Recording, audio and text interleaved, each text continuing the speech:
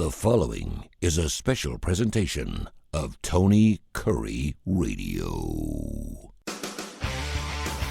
From hot dogs to cool kitties, this is Darkside of the Pooch. Welcome back to Darkside of the Pooch. He is Dr. Ab Stewart. Rossbridge Animal Hospital does fantastic work. 208-0301, 208-0301. Hey, if people are wanting to, because you how many kennels do you have to watch animals? How many dogs can you take? How many doggies and kitties can you take? About 40. About 40. Okay, because you could have like 140 and probably not have enough. You know that, don't you? Because everyone wants to stay at your place. You're like the Hyatt Regency of veterinarian places. Everyone wants to stay at the Hyatt because you put like really nice mints on your dog's pillows.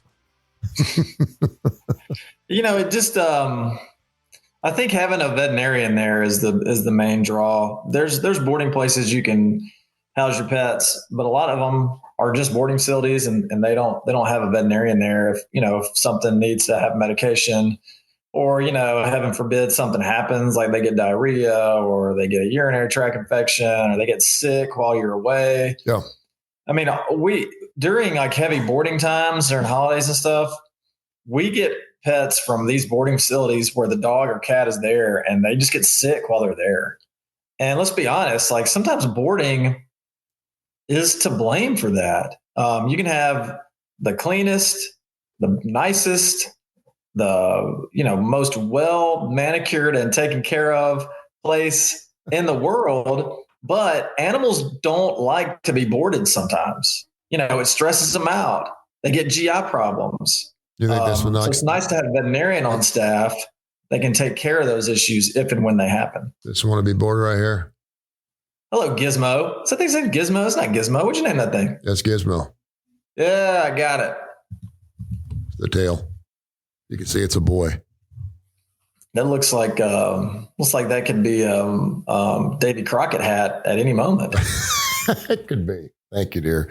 Hey, no, in all seriousness, so you do see that, and this is not obviously to pump your business, but actually it is, because dogs don't get sick when they get to your place. They go. No, they full transparency. They do. I mean, they do. Every place I've looked. Okay, so when you board an animal, especially a dog, there is some level of stress that goes along with that. Mm-hmm. If they're a calm dog and they get boarded frequently, or they come to our daycare a bunch, it's home away from home. Yeah. For these dogs that board twice a year, they're stressed when they come in. Yeah. And we do everything we can to give them a lot of TLC while they're there with our kennel staff. But I mean, nevertheless, sometimes a dog's going to get stressed. And when dogs get stressed, they get GI problems. And so it happens at every place that I've ever worked. And it happens at every boarding facility that's ever been in existence, no matter how good or bad they are. I've always wondered this. I'm sorry. Go ahead and continue. Go ahead. No, so I was just going to say, when that happens, you'd rather it be at a veterinarian practice, rather than just one of these boarding facilities, because sometimes the boarding facilities will just overlook it, sweep it under the rug and cross their fingers that, it'll resolve itself. So you have this thing where you can pick a half or a full day to play. And whenever my dog's there for, I think the last time he was there was like 8 days. And so every other day I had like a half day or full day, and which I think is great, but it's expensive. I mean, if you want your dog to go play, it's going to cost you another $25, $35 or whatever. And I get that. So if you don't buy those play times, how often are the dogs outside their kennels? Because a lot of people are like, you just keep them, obviously keep them locked up because they have to go potty and they have to go pee and stuff, but you still let them out, right? You still let them play and stuff like that? They go out 3 times a day. Okay. And I would not say that it's playtime. There's a difference between, like, playtime is like going to the gym. It's like us going to the gym or going to the park. And if you don't have playtime, going out is literally like getting up off the couch and going to the bathroom. Yeah. We give them ample time to go to the bathroom, and once they're done, we take them back inside. Yeah. So what is the worst case scenario you've ever had where someone dropped their pet off to be boarded and then it just got really sick at your place? And you were like, and how did you get in touch with them to let them know, hey, listen, we got a major issue here. Your dog's really, really sick. It has, in the 7.5 years we have been opened, I'm I'm struggling to find a time where we had something unexpected happen, Okay. where a pet got really sick. Now, we did have a dog. This has probably been 4 or 5 years ago. The dog had a known heart condition, and the owners wanted it to still have a good quality of life, so they brought it to play at daycare and stuff. And while it was out there, it had a heart attack and died. Oh, yeah. I mean, the dog had a heart problem, and it caught up with it, and it died. Which, I can live with that. The owners knew that the dog had a problem, and a pretty serious problem, but they weren't going to let that limit the fun that their dog would have. Yeah. Now there are other times, and this can happen. What I'm about to talk about can happen anywhere. It can happen at your home, a boarding facility, a veterinary practice. But at a practice that I used to work at, we came in one Saturday morning, and found that it was a lab, and the lab was dead. And what happened was it got gastrodilation and volvulus, commonly known as bloat. Bloat? Bloat, gastrodilation and volvulus. We've talked about it on the show before. Yeah. And if that happens and you don't catch it pretty quickly, within an hour or two, they'll die from it. And so that's another benefit from being at a veterinary practice while your pet's boarding. Now, if it happens in the middle of the night, there's nothing anybody's going to do. Just like at the place I used to work, we came in, dog's dead. But if it happens during business hours, we're going to know what it is immediately, and be able to start addressing it. No, I mean, having someone, if you're going to have, unless you want your dog to stay at the house and you're having someone, you're paying them $200 or $300 a week to stay at your house, which I guess you could do, but I don't want someone living in my house for a week. You'd be the best place to drop it off, Rossbridge Animal Hospital, because you're a vet and you know exactly what's going on. Your pet's going to be taken care of. 208-0301, rossbridgevet.com. Check them out on their website. Of course, they're all over Facebook as well. And Dr. Reb actually replies to every Facebook and X. Don't you? Someone writes something on X, you reply to everything, don't you? We don't get anything on X. Yeah. We do have one question. Speaking of heart conditions, this is interesting. Cherry from Hueytown wants to know, can dogs have pacemakers? Yeah, absolutely. Okay. How many times have you done that? How do you know when they need a pacemaker? How long does that last? What's the situation? I have done it 0 times. I've never installed a pacemaker, and I can promise you I never will. That's kind of like that would be like your general physician putting one in you. And while we do more than general physicians in the human world, stuff like that is not something a general practitioner like me would do. Really? Oh yeah. I mean, doing intrathoracic surgery and putting in a pacemaker, I mean, I don't personally know anyone that's ever done that. But they can have a pacemaker. Yeah, there are indications, but you would have to send them to a teaching. You would have to send them to a teaching hospital. You would have to send them to Auburn, Mississippi State, Tennessee, Tuskegee. There's no one is going to touch that. Okay. Unless they are a board certified cardiologist. Okay. I was not aware of that. Tim in Birmingham wants to know, info@TonyCurryRadio.net, by the way, and I got a couple more questions, but we're going to knock out some emails. He wants to know, he's got a dog with 3 legs. We get all kinds of emails on the show. Dog with 3 legs, and wants to know if he'd be better off having the 4th one amputated and putting wheels on the dog, or allowing it to run on 3 because it seems like it's having a hard time getting around. I don't know why you'd want to take a perfectly good dog leg off and then put it on wheels, but I have seen these dogs with wheels, and it seems to work really, really well. And I guess the next question I'll ask him for him, where would you go to get some prosthetic wheel apparatus for your dog? Well, there's a couple of pieces to the puzzle that I'm not really, I'm unclear on. The only time I've ever seen a dog on wheels is if the hind limbs don't work. I've never seen a dog on wheels for front limbs. I'm going to assume that this dog has had a rear limb removed, which may be incorrect.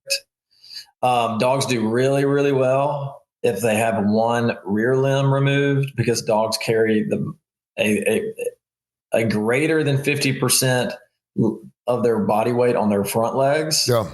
Much harder on them if they have a front limb removed. I definitely would not remove another limb unless you had to. If the dog is having trouble moving around, the first thing that I would want to look at is the remaining leg, either the front or the back. Is it diseased? Does it have arthritis? Is the pet overweight? Because that could play a huge role. So long story short, I would not remove the other limb and put it on wheels, because the dog is not going to be able, like, you can have a dog on wheels when you're monitoring them, like if you want to take them for a walk outside or whatever, but a dog can't live like a wheelbarrow. It's just not practical. They can't lay down, they can't sleep. So no, don't take the other leg off. You never seen a dog with 4 wheels? I've never seen a 4-wheel drive dog. That would be pretty awesome, though. But you just brought up a great point. I didn't even think about how would you sleep. I mean, you'd have to take the wheels off. I mean, if you had wheels, you'd have to take the wheels off at night so it could sleep. But I have seen dogs on wheels, and they seem to enjoy it. Yeah. Yes, because they don't have to move much. They don't have to run or anything. They don't pant or anything. They just roll around is what they do. Still using their front legs. Yeah. Dr. Rab Stewart, Rossbridge Animal Hospital. This show brought to you by Ed's Pet World. They're still getting after down there. 50 years down there in beautiful Homewood. You just saw my chinchilla a few minutes ago. I got chinchilla from Ed's Pet World. They do all kinds of exotic pets. They have snakes.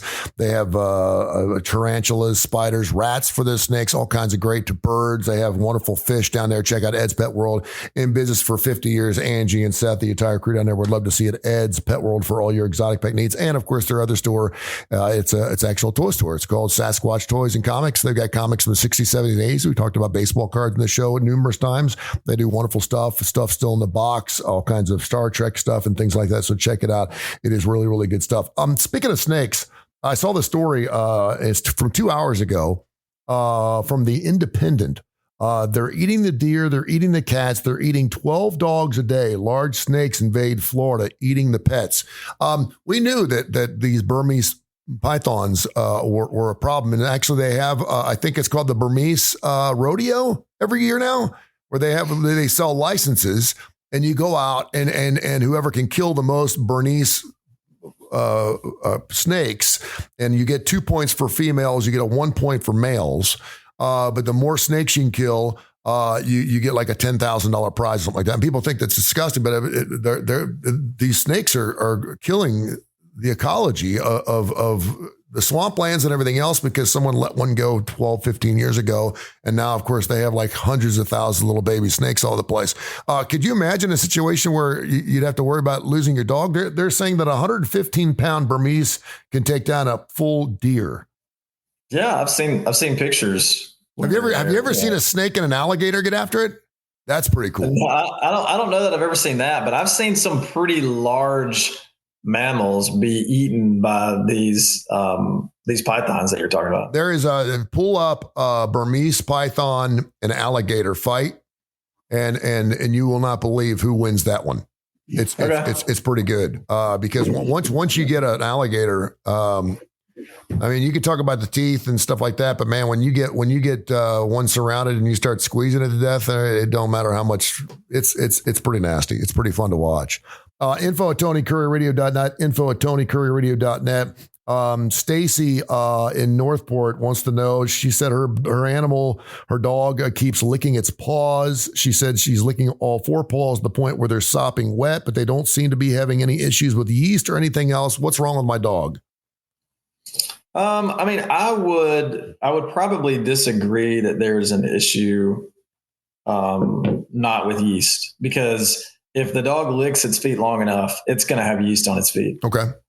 Which is going to make it even itchier. So, the itchiness comes from an allergy to something, either something that the dog is eating or something that is coming in contact with the dog's skin. Okay. That's the primary reason for the dog to be itchy. And so it licks its paws a lot, and the yeast is going to follow because yeast like to grow on the feet when the feet are wet. Okay. Tom in Cleveland said, I hear you guys talking about flea seasons every season, but I swear I only get fleas in the wintertime. What's up? Well, because he probably lives in the wintertime? Yeah. That's the only time he gets fleas. I would think I think we'd get into the springtime, but he says in the wintertime. Do fleas come inside during the wintertime to get warm? We have a Cleveland, Alabama. Do we have a Cleveland, Alabama? No, it's Cleveland, Ohio. So I wonder if the fleas come inside to get warm and then they stay inside through the season. I would think that if he's getting fleas in the winter in his house, he would also be getting fleas in the summer. What do fleas do outside in the wintertime? Do they die off or they go underground? They die. Yeah. A winter in Cleveland, Ohio is going to kill the fleas. Yeah. If they stay outside. Yeah. I would think so. So I would, something doesn't add up. I mean, I could see where if his question was, I live in Cleveland, it gets really cold here. Why do I still have fleas in the winter when I also have them in the summer? But the fact that he doesn't see them in the summer, only sees them in the winter, is kind of strange, unless he himself or another pet has gone somewhere as the seasons are turning and brought the fleas in, not from his immediate surroundings, but somewhere else. Yeah. Brought the fleas into the house, then the fleas get on the dog, and then they can live in the house through the cold months easily. Yeah. So that's probably the situation. Probably came in from somewhere else, not near the house, and they live in the house during the winter. Yeah, and I'm gonna second this question because I know we'll get one about it. But is it possible to have fleas without having any family pets? Yeah, because fleas also want to be on you. Exactly, and like Dr. Josh Claypo, who starred the Deer Chronicles. Dumbass got too close to the deer, and next thing you know, the fleas were jumping on him. But evidently, fleas really love deer. I was not aware of that. The deer have fleas. So there you have it. That's probably a major issue there. I'm watching the python video, and it has conquered the alligator. Isn't it awesome? Yeah, it's the alligator is no more. Yeah, it's a big alligator. I mean, we're not talking about. But you see some of these videos from the Congo, man, where there's like a boat and all of a sudden you see something coming out of the water and it is a Burmese python and it's like this big. I mean, it's like, dude. I mean, it's done, right? And then that would not be a good snack. That'd be hard to swallow. That'd be hard to eat. But anything that wants to eat an alligator, I'm all about it, man. I have no problem. I would think that the eggs would be very appealing, like alligator eggs, you know. For snake, I would think that'd be a nice breakfast. Yeah, but not the actual alligator itself, right? No. Hey, but maybe that's what happened. Maybe it was chomping on those eggs and mom came home and then the python had to say, okay, if you want to tangle, we'll go. Could be. Info@TonyCurryRadio.net, info@TonyCurryRadio.net. We'll take your email questions. Please feel free to let us know. We've got John in Birmingham says that he's got a skunk in his front yard. I'm reading through this. People send these emails and they're just like 3 or 4 pages. He's got a skunk in his front yard. Wants to know if he needs to get it taken care of and can it kill its dog? They won't kill. They'll spray him, right? And if they spray him, how do you clean a dog? Tomato juice? What do you do? What do you do if you get skunked? If you get skunked by your dog? Yeah, I've always heard tomato juice. That's what we always hear. I don't know if it works or not. I think I saw that on Curious George. I think Curious George did that once. He gets skunked like 3 or 4 times in an episode, and he just used tomato juice. I think it's supposed to get rid of the stink. Yeah, he's a curious little monkey. Yeah. So that's what you should do. Is that tomato juice work? And I mean, does it? What happens when you get skunked? Does it burn your eyes or what the hell happens? I'll be honest with you. I can't be honest with you. I used to smell skunks all the time when I lived in Ohio. I have not smelled a skunk since I've lived in Birmingham, and I've been down here for like 35 years. I can't tell you the last time I smelled a skunk. I smell skunks when I go to fish shows. You got a what? I smell skunks when I go to fish shows. Fish concerts. Do you? Speaking of the devil, Tommy, also in Cleveland, Ohio, says, Dr. Rab, ask Dr. Rab, when will fish get into the Rock and Roll Hall of Fame? And when they do, will you be here? Some of their memorabilia is in the hall. When was their first album? Has it been 25 years? Their first album, they're as old as I am. I think their first album came out in the mid to early 80s. Okay, so they're good to go. So they're good to go. They should get in. Yeah, well, I don't know if they'll get in because they're still kind of a cult band. They've never been really mainstream. Yeah. They and I think it was 92. They played a New Year's show at Emmett, it was in Boston. I think this New Year's show was in Boston, And they instead of flying in on a joint like the Grateful Dead did when they closed Winterland in the 70s, they flew in to the stage on a giant hot dog. So they it was kind of a spoof on the Grateful Dead. Yeah. It was a New Year's show. They started in the back of the arena, and it just came to the stage. And so that hot dog is in the atrium of the Rock and Roll Hall of Fame. That's pretty doggone cool. Phish themselves are not in. And I guess if I had to make a wager, I'm going to say they will not get in. I don't think they will get in because they don't have popular albums. They've never really had popular albums, and they have basically zero national exposure. I mean, I think in the mid to late 90s, they got a little bit of exposure on Rolling Stone. I think they were on the cover of Rolling Stone. But lots of bands are on the cover of Rolling Stone. Yeah, band that did get a lot of exposure, obviously. We just talked about them. They're in the Rock and Roll Hall of Fame, Grateful Dead. How did you feel when Phil Lesh passed away a couple weeks ago? Yeah, that was a bummer. Yeah. That was a bummer because Phil was a beloved member of the Dead. He was he was incredibly influential. He knew music inside and out. Mm-hmm. He was very cerebral with his stylings and writings. Revolutionized the bass, revolutionized the instrument. You can't really talk to many bassists that would refuse that Phil Lesh had an influence on them in one way or another. He was just a trailblazer and a super nice guy. As far as I know, took a lot of musicians under his wing and kind of mentored them. He was a huge advocate for organ transplant. Mm-hmm. Sure was. Yeah. He had a liver from someone named Cody for like 40 years, and I had seen Phil in a lot of different capacities over the years, and it never failed. After every show, in between the second set and the encore, he would come out. He would just give like a 2-minute kind of deal about his story, how he needed a liver transplant, and this guy named Cody passed away. His liver was good. They put it in Phil, and Phil lived another 40 years with this liver, and so he would just come out on the stage and plead with everyone, like, please be an organ donor because it saved my life and it could save someone you love. That was the blurb. So he was a great guy, and it's too bad. You just see your heroes and of these bands you love, they pass away, and it just kind of gives you a sense of your own mortality. And, it's sad. He was still playing live, but he wasn't, recording new music. But it's just an end of an era. Yeah. Only got 3 living Dead members left, 2 drummers and Bob Weir. So it's going to be sad. It's sad when they go. It is. He was 84 years of age. You bring up something very interesting, and then we'll find out what's going on at the shop. One of the reasons I started Tony Kurre Radio was because of the Edward Van Halens and the David Crosbys, because I knew they were going to go. And we're certainly at an age now in our 40s and 50s that we are going to lose Seeger, Clapton, McCartney, Starr. I mean, I go. There's a list of about 60 guys that are huge, that are in the Rock and Roll Hall of Fame, that when they're gone, I don't even know. There was such a drop off for me musically, like in the mid to late 90s into the 2000s. Not only because I don't listen to that type of music because I was a little older, but I don't hear a hip hop song or a song from Soundgarden being played in 2050, but I do from Boston. I mean, I know we're going to hear More Than a Feeling. I mean, you just don't. It just doesn't have the staying power like we've been talking about classic rock.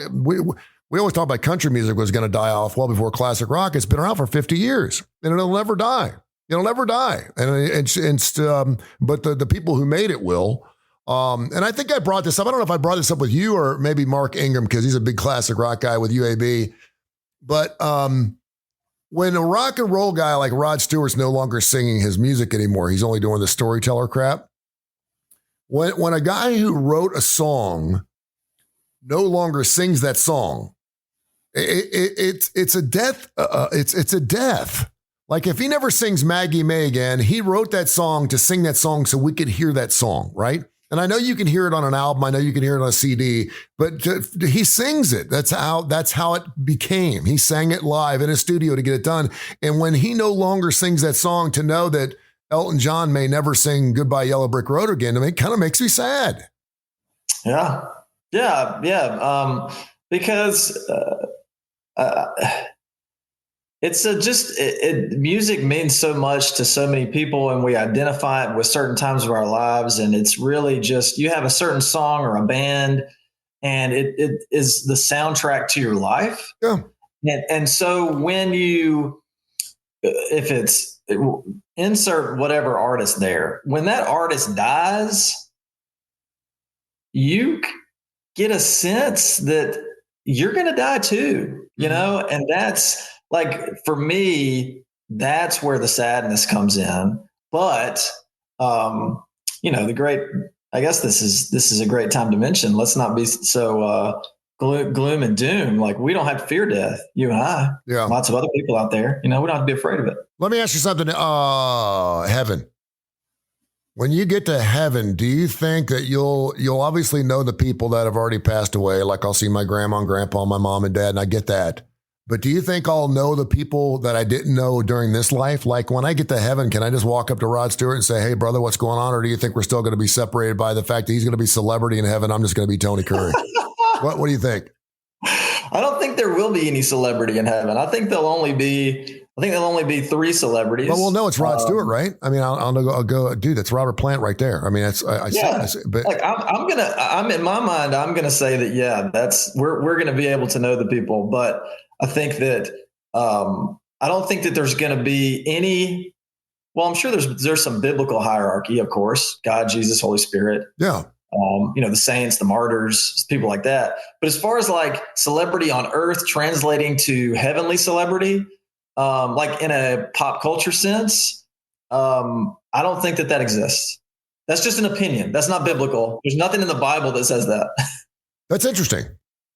Because I know we don't get sick. I know we're going to have the heavenly body, so our bodies are going to be fantastic. I know we're going to eat because Jesus says we eat.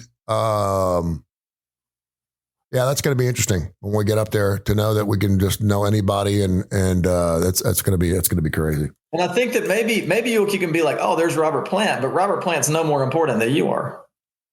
Yeah, true. And I mean, I wonder if they do shows up there.